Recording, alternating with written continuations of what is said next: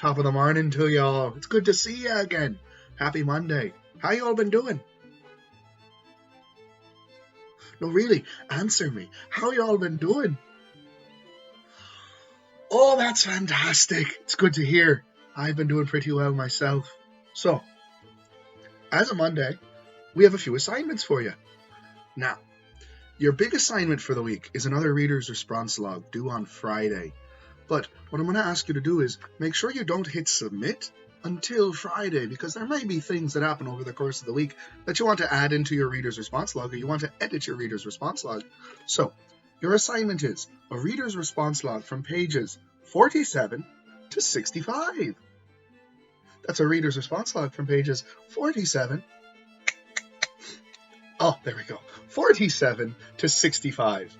Don't forget, you're using that 6-box format. So you can either use the 6 boxes on the template that I've uploaded, and I'll move that to the top of the page, or you can do 1, 2, 3, 4, 5, and 6. But remember, you want to have 6 separate sections for each of those sections of the response log. Now, I'm working on getting feedback to you from your reader's response log from this week. But please be a little patient, because it takes me a little time to get through them.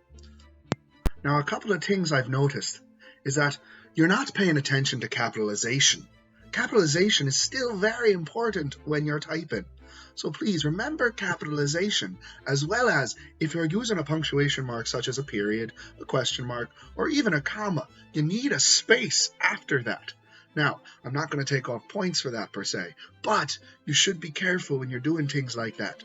Don't you remember that there is a space after punctuation?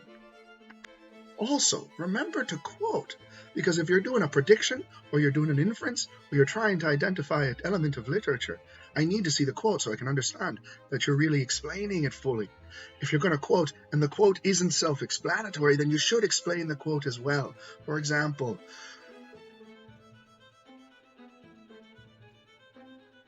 Tooralooraloora, tooralooralai. Additionally, this week, you're going to have a small poetry project. I'm going to introduce you to a quick poem later in the week, and I'm going to have you write a response poem in the same way. And another thing that you're going to be doing is another short read, and just like we did with the Perils of Indifference, I'm going to have you do a short read and a discussion based on that. You guys have been doing a really good job of checking in every day with the attendance as well. Please continue to do that, because that's how I take your attendance for the day. I don't do it through the work that you do, and I don't do it through you logging in. I do it through the attendance question. Sometimes there'll be a fun question. Sometimes it'll just be, are you present, depending on how clever I'm feeling that day. Additionally, just a couple things that might help you through the next week.